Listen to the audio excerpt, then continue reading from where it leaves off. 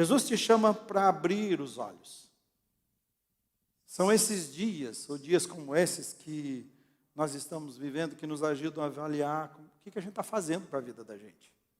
Essa é uma pergunta, o que eu estou fazendo com a minha vida? Muita gente está fazendo essa pergunta. Mas uma outra pergunta tão importante para mim, mais importante, é o que eu tenho feito com a minha vida espiritual, aonde eu cheguei, né? Deus tem colocado no meu coração, por isso você tem me ouvido nesses dias, um peso. Porque muita gente, sejam cristãos ou não, né? Eu digo cristão, pessoas que já têm uma experiência com Jesus Cristo, né? Seja cristão ou não, mas até principalmente os crentes, aqueles que já têm Jesus, parece-me que estão enfrentando dias melhores do que antes. Eu acho que você já ouviu de algumas pessoas dizerem assim, olha, na verdade eu gostaria que a pandemia não acabasse, não por causa da doença e da morte, que isso é ruim, mas o negócio ficou melhor para mim, eu estou ganhando muito mais, a gente tem muito mais dinheiro, está vendendo muito mais, o negócio está bombando. Então qual é a minha preocupação? Que pessoas estão vivendo dias melhores e continuam as suas vidas do mesmo jeito, então não vão mudar, na verdade o negócio está bom. Parece assim, o que eu vim fazer até agora está bom, e eu vou continuar com a minha vida nesse rumo. Então, mas tudo isso que Deus tem nos protegido, Ele tem cercado a nossa vida, eu sei mesmo as pessoas que pegaram Covid, nós temos visto, todos se recuperaram, nós não tivemos nenhuma morte na nossa igreja, né? Eu não quero brincar com isso, acho que você não deve brincar, a gente tem que usar, né, seguir todo o protocolo, mas Deus tem nos protegido, mas Ele tem permitido a gente ver ao nosso redor muita coisa acontecendo. Uma família me ligou ontem, não veio, pastor, a gente pensa que não vai chegar na gente, eles não estão aqui hoje, nós oramos por eles, mas bateu na minha porta, eu estou, e agora tem uma criança, tem outro filho, a esposa, e há aquela preocupação, e agora como vai ser? Então nós estamos protegidos, mas vai chegando, a gente, se não chegou na gente, a gente está vendo ao lado da gente as coisas acontecerem. E isso deveria despertar a gente para a gente conhecer mais a Deus, porque a pergunta é essa, como é que nós estamos conduzindo a vida até aqui? Você e eu deveríamos desejar mais a Deus, buscar mais a Deus cada vez mais. Por isso você tem ouvido de mim tanto essa palavra nesses dias, que eu vou chamar de puxão de orelha para a gente. E hoje não vai ser muito diferente. E o puxão de orelha, o que eu digo, é sempre primeiro para mim, né? Para a gente viver uma vida. O puxão de orelha é, vamos viver uma vida intensa com Deus. Há uma vida plena conquistada por Ele e por nós, para nós. E nós precisamos conhecer isso, por isso abrir os olhos. Vamos ver o recado de Deus, então, nesta manhã, através desse texto, que é 2 Pedro, capítulo 1, de 1 a 11, que diz o seguinte, Simão Pedro, servo, é Pedro escrevendo, servo e apóstolo de Jesus Cristo, àqueles que, mediante a justiça de nosso Deus e Salvador Jesus Cristo, receberam conosco uma fé igualmente valiosa. Graça e paz lhes sejam multiplicadas pelo pleno conhecimento de Deus e de Jesus, o nosso Senhor. Ele diz assim no versículo 3, seu divino poder nos deu todas as coisas de que necessitamos para a vida e para a piedade, por meio de pleno conhecimento daquele que nos chamou para a sua própria glória e virtude. Por intermédio destas, Ele nos deu as suas grandiosas e preciosas promessas, para que por elas vocês se tornassem participantes da natureza divina e fugissem da corrupção que há no mundo causada pela cobiça. Por isso mesmo, ele diz, empenhe-se. Se você nunca viu, preste atenção nisso aqui, olha. Empenhe-se para acrescentar à sua fé a virtude o conhecimento, ao conhecimento o domínio próprio, ao domínio próprio a perseverança a piedade a fraternidade e a fraternidade o amor, porque se essas qualidades existirem e estiverem crescendo em suas vidas, elas impedirão que vocês, no pleno conhecimento de nosso Senhor Jesus Cristo, sejam inoperantes e improdutivos. Todavia, veja só, se alguém não as tem, está cego, só vê o que está perto, esquecendo-se da purificação dos seus antigos pecados. Portanto, irmãos, empenhem-se ainda mais para consolidar o chamado e a eleição de vocês, pois se agirem dessa forma, jamais tropeçarão, e assim vocês estarão ricamente providos quando entrarem no reino eterno de nosso Senhor e Salvador Jesus Cristo. Jesus nos chama para abrir os olhos. Abrir os olhos para mim aqui é a mesma experiência do próprio Pedro que escreve essa epístola.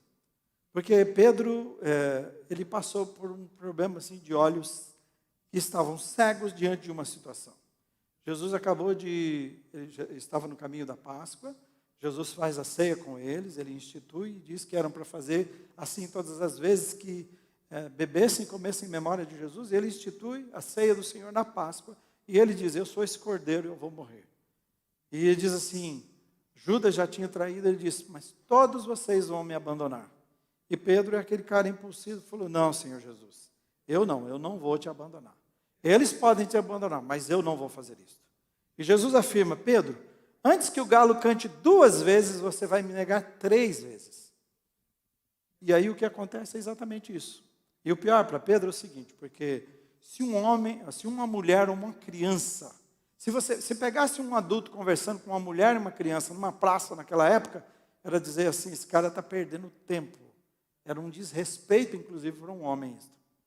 Então, entenda, naquele contexto, tá? Não concordamos com isso. A Bíblia não é assim, mas essa é a cultura. E aí o que acontece? Uma mulher que era uma criada de um sacerdote, não era um sacerdote, não era um homem com uma autoridade. Uma mulher chega assim: olha, você é um dos seguidores de Jesus. E ele diz: não, eu não sou. E foi. Depois, novamente, essa criada encontra, mas sim, você é um seguidor, eu já te vi com ele, porque ela era criada do sacerdote, e ele disse não. E na 3ª vez ele está num ambiente que estavam outras pessoas, e as pessoas de lá: não, verdadeiramente você é um discípulo de Jesus. Aí porque é o que aconteceu com ele. Ele começou a gaguejar, ele começou a amaldiçoar, ele começou a jurar, dizendo: eu não sou. E aí, eis que ele ouve o galo cantar. E aí, então, quando ele canta pela 2ª vez, ele lembra que ele já tinha pecado Jesus, traído Jesus, abandonado Jesus. E diz assim que ele caiu em si e ele chorou amargamente.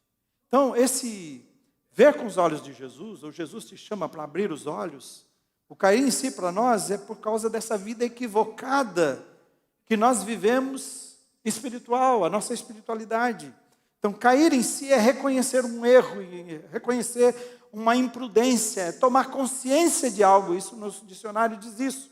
Nesse caso, é nós tomarmos consciência da vida que nós vivemos até aqui e fazermos uma comparação com o chamado de Jesus, com o projeto de Jesus, de vida abundante que Ele tem para cada um de nós. E o que me chama a atenção que foi do relacionamento de Pedro com Jesus, que ele percebe que está cego e que ele precisa cair em si.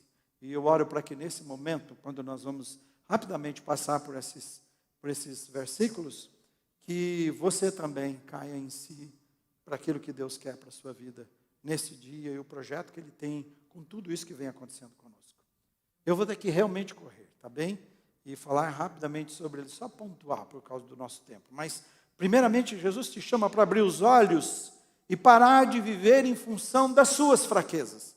Preste atenção nisso. Para mim, esse é um grande fator que impede a gente de experimentar a vida abundante. Por quê? Em 2 níveis. A pessoa que ainda não conhece Jesus está dizendo assim: eu quero acertar a minha vida. E ele está olhando para si, para os seus poderes, para as suas debilidades, e diz: o dia que eu conseguir mudar a minha vida, eu vou entregar a vida para Jesus. E isso ele não vai. Olhando para a sua realidade, ele nunca vai chegar a lugar nenhum, porque se a gente pudesse, a gente não precisava de Jesus. Por outro lado, as pessoas que têm Jesus também, experimentaram Jesus na sua vida e perceberam que entraram numa batalha espiritual.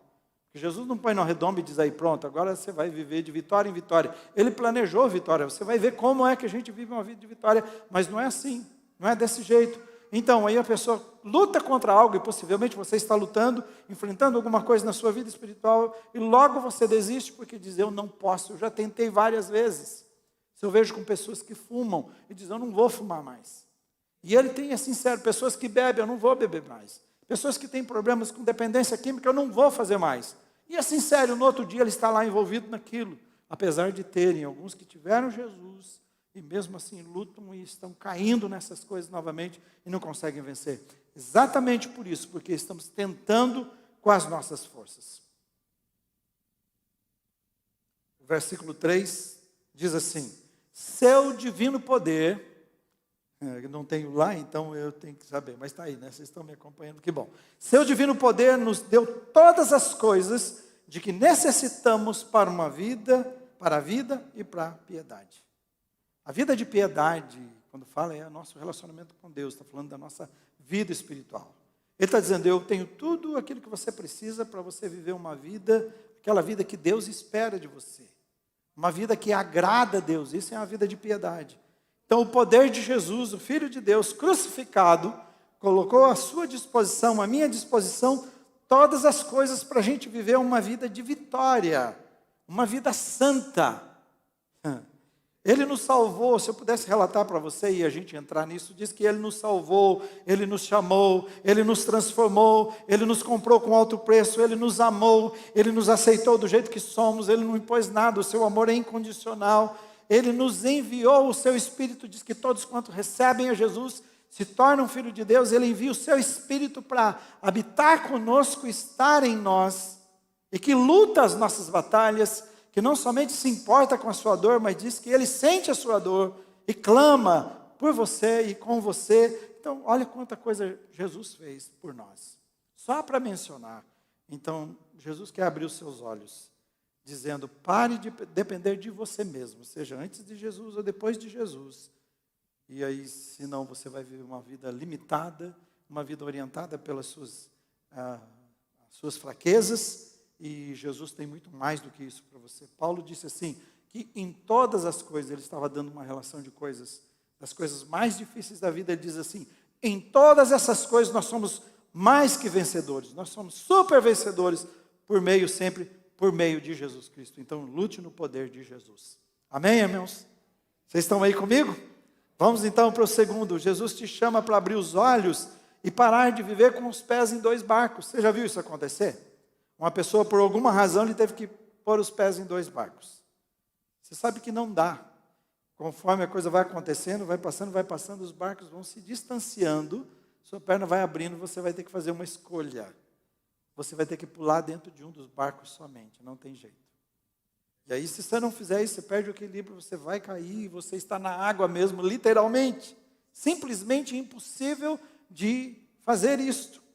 E o versículo 3 e 4 diz assim, seu divino poder nos deu todas as coisas de que necessitamos para a vida e para a piedade, por meio do pleno conhecimento daquele, veja só, que nos chamou para a sua própria glória e virtude, por intermédio destas, que as coisas que nos deu, as suas grandiosas, Ele também nos deu suas grandiosas e preciosas promessas, para que por elas vocês se tornassem participantes da natureza divina e fugissem da corrupção que há no mundo, causada pela cobiça.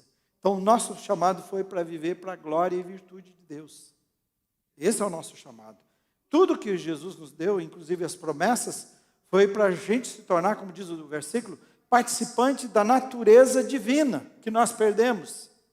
E nós precisamos entender isso. Na queda, nós perdemos a natureza de Deus. Por isso que imediatamente você vê os primeiros filhos de Adão matando. O primeiro homicídio acontece para mostrar quanto a nossa natureza já está pervertida desde ali. Nós perdemos a imagem de Deus, a natureza de Deus em nós. Nós temos a natureza má. Não importa se você faça boas coisas. Somente Jesus entrando na vida. Então, Ele não nos chamou para viver uma vida de qualquer jeito como a gente vivia antes. Sem Jesus. Ele nos chamou, ele diz, para uma nova vida. Por isso que ele diz assim, se alguém está em Cristo, é nova criatura. As coisas antigas já passaram. Tudo se fez novo. Então, mesmo que você enfrente as situações difíceis, mesmo que você seja tentado, o meu projeto e o seu chamado e o nosso chamado, de cada um de nós que tenha Jesus, é de viver a nova vida. Nós somos nova criatura e não podemos nos prostrar ao pecado, mas devemos buscar a nova vida que Ele tem. Quando Ele diz que Ele nos chamou, Ele chamou você e a mim, diz que é para viver para a própria glória e virtude dEle. O que isso significa? Que eu e você devemos expressar a majestade e o poder de Jesus cada dia. E ele diz assim, de virtude é de termos uma conduta virtuosa de pensamento, de sentimento e ação. Isso é o que Ele espera de nós. Que seja visto na sua vida, na minha vida. Então Jesus te chama para parar de tentar agradar a Ele e ao mundo. Ele diz que coração dividido não tem jeito. Ou você vai agradar a um ou outro, não tem jeito de servir a dois senhores. Aí você fala, mas eu tenho Jesus, esse é o problema. Porque é para você que ele está dizendo. Quem não tem Jesus, só tem um Senhor, pode servir e fazer o que sempre quis. Mas quando eu tenho um novo Senhor na minha vida, agora eu tenho que olhar entre o mal e o bem, e eu tenho que escolher Jesus. Então eu tenho que ter uma habilidade de saber que tudo me é lícito, mas nem tudo me convém.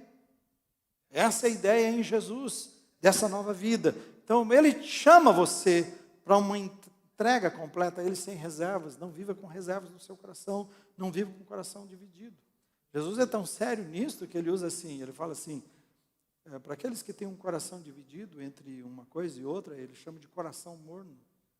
Ele diz assim, eu vou te vomitar da minha boca. Ele falou, eu prefiro um cara que é totalmente contra mim do que um que fica em cima do muro, que não é nem meu e nem é do mundo.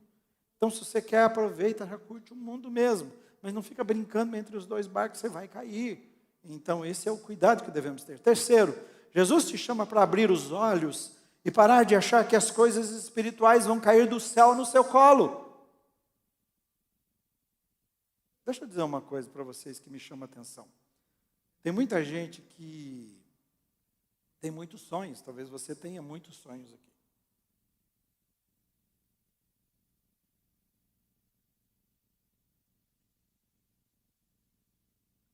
Quem é que não tem sonhos? Mas a maioria que tem sonhos não vai conseguir os seus sonhos. Por que eles não vão conseguir? Porque a questão é, o que é que eles fazem pelos sonhos?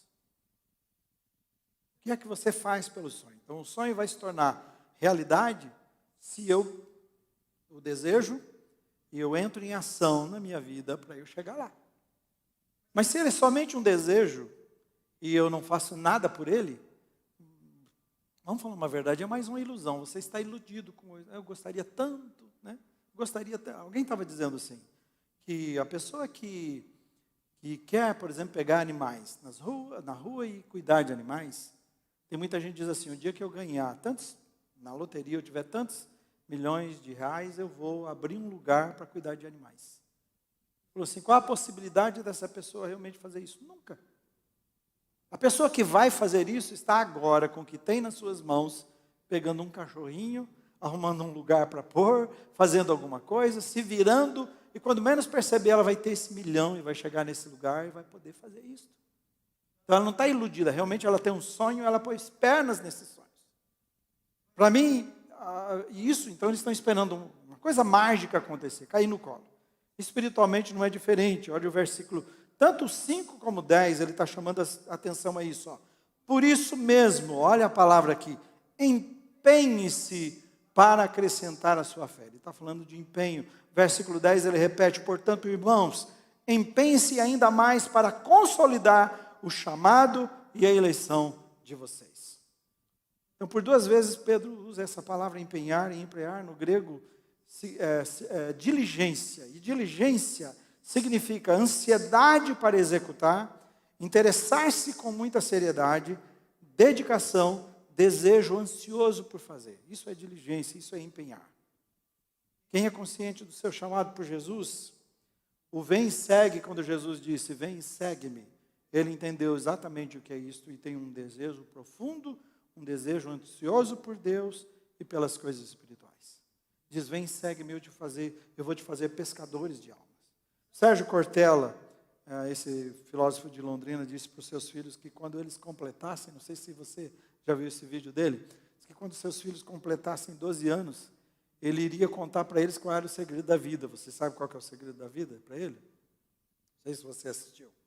Ele diz, então o filho cresce, seus filhos vão indo, estão esperando chegar a 12 anos, e um deles chega, e ele conta que o filho de madrugada, já, pai, eu quero saber qual é o segredo da vida, conta para mim. Então ele vai, senta aí, filho. Sabe qual é o segredo da vida? Ele fala, filho, vaca não dá leite.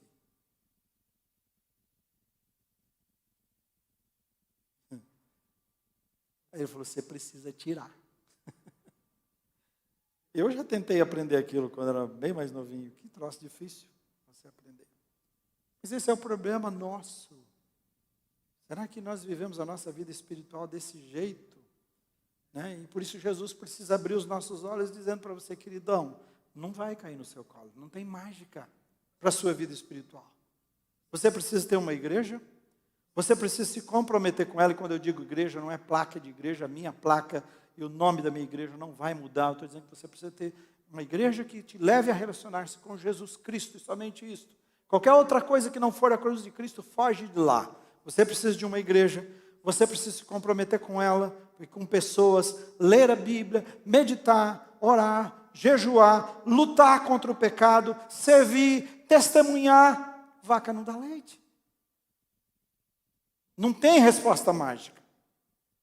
Assim como a gente faz com sonhos, nós corremos atrás deles todos os dias, quando nós queremos, aquele que realmente vai, nós temos que fazer pela nossa vida espiritual. E aí eu lamento que muitas vezes a vida espiritual que você tem depende só desse dia que você vem aqui.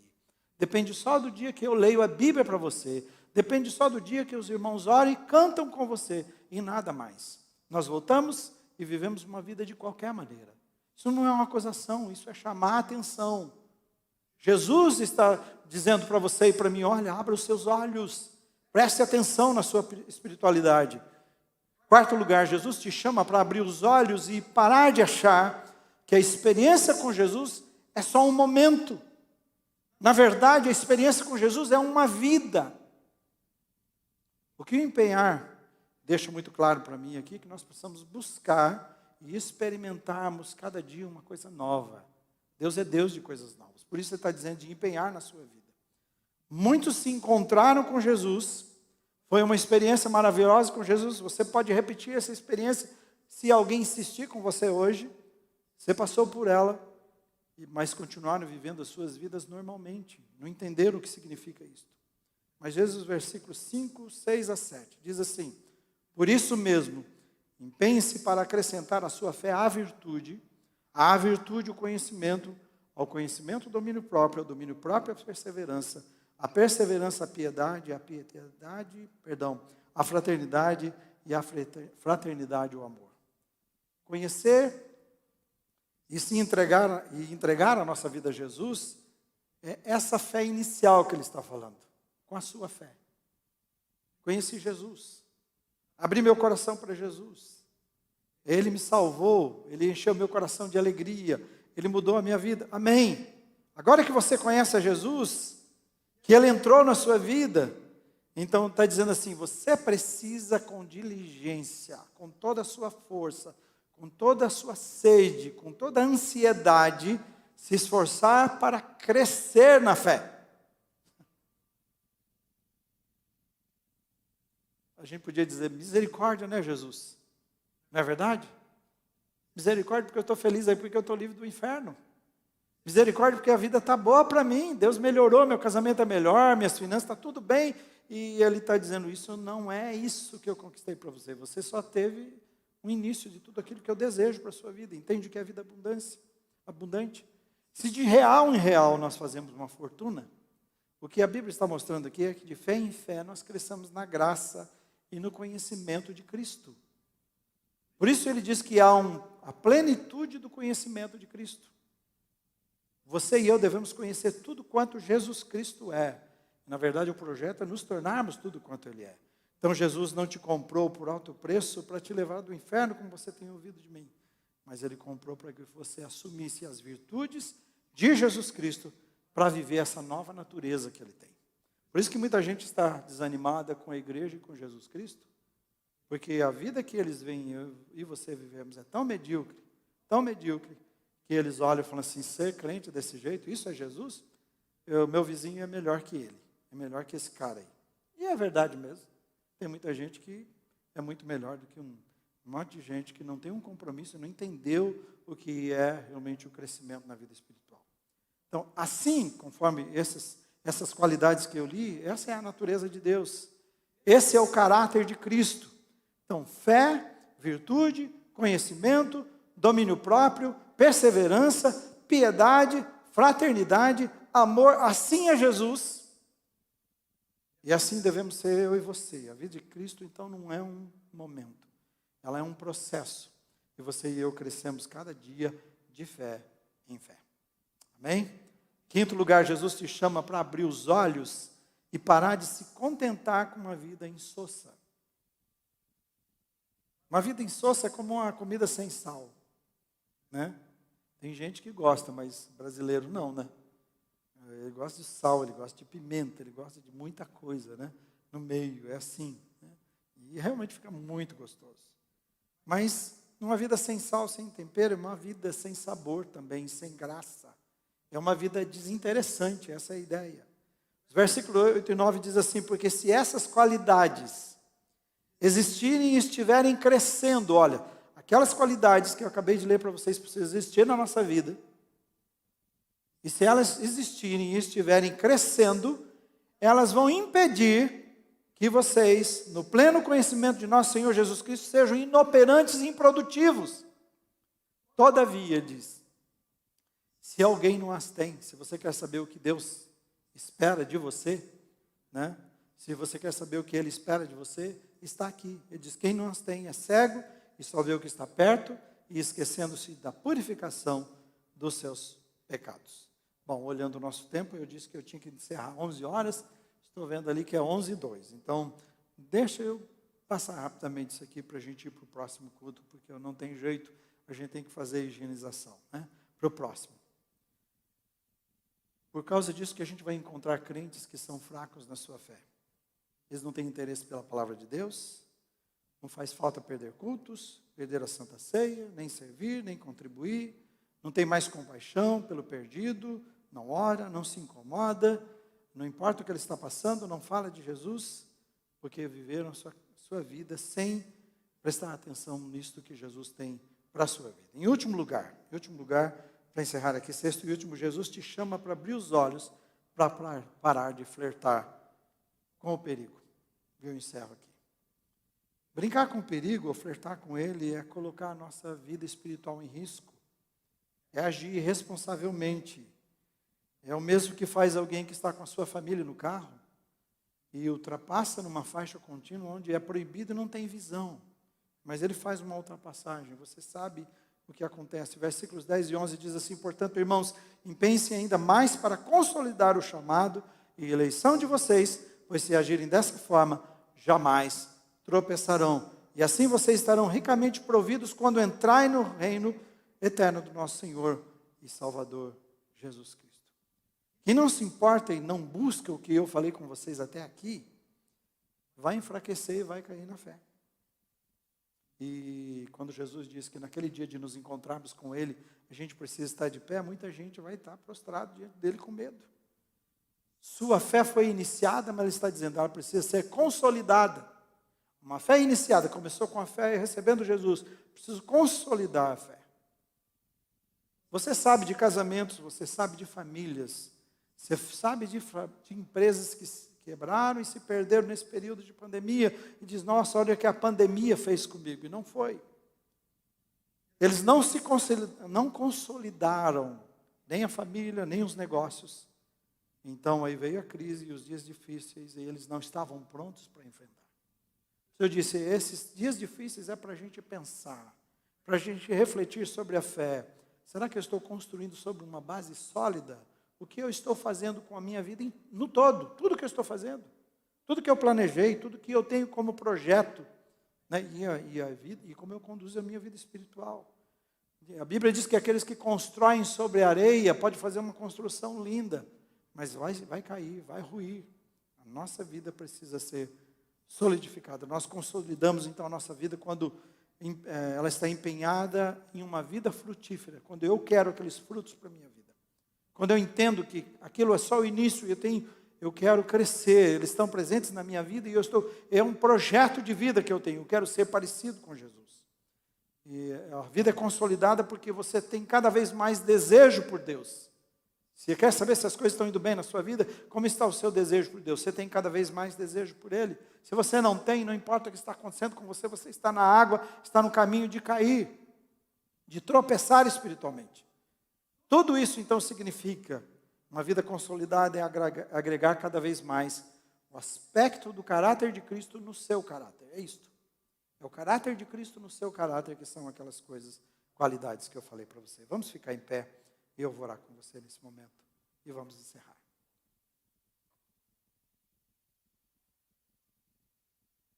Eu quero agradecer-te, Senhor Jesus, pela oportunidade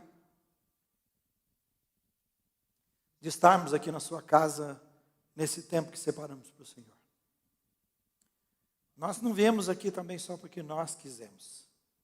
Nós desejamos. Mas foi o desejo, foi um trabalho do Senhor de colocar desejo no nosso coração. Tanto online como aqui, presencial. É o Senhor que pôs desejo. Nós poderíamos estar fazendo qualquer outra coisa agora. Mas o Senhor nos permitiu e nos trouxe aqui. E eu quero te agradecer por cada pessoa que me assiste, presencial ou online. Que a graça abundante do Senhor esteja sobre a sua vida. Que ele ou ela possa experimentar o melhor de Deus e possa ter um desejo tão grande que nada na sua vida seja suficiente a não ser a tua presença, o teu poder e a tua graça na sua vida. Põe sede, a sua palavra diz que é o Senhor quem efetua o querer como o realizar. Põe sede nos nossos corações. Põe desejo nos nossos corações. Põe vontade de te buscar. Abre o nosso entendimento, abre os nossos olhos, Pai. Cada pessoa que me assiste e me ouve, que a graça abundante do Senhor esteja sobre ele, e ele possa experimentar a vida abundante de Jesus Cristo, no nome de Jesus, para a glória de Jesus. Amém. Amém. Aleluia. Deus abençoe você. Obrigado pela sua presença, seja online ou aqui. Eu vou pedir, vamos fazer assim, sai primeiro aquele povo ali, aqueles irmãos, aí espera um pouquinho, vocês passem rápido, vocês, para a gente não tumultuar na porta, para a gente evitar contatos. Vamos fazer assim? Então podem sair vocês lá, por favor. Obrigado.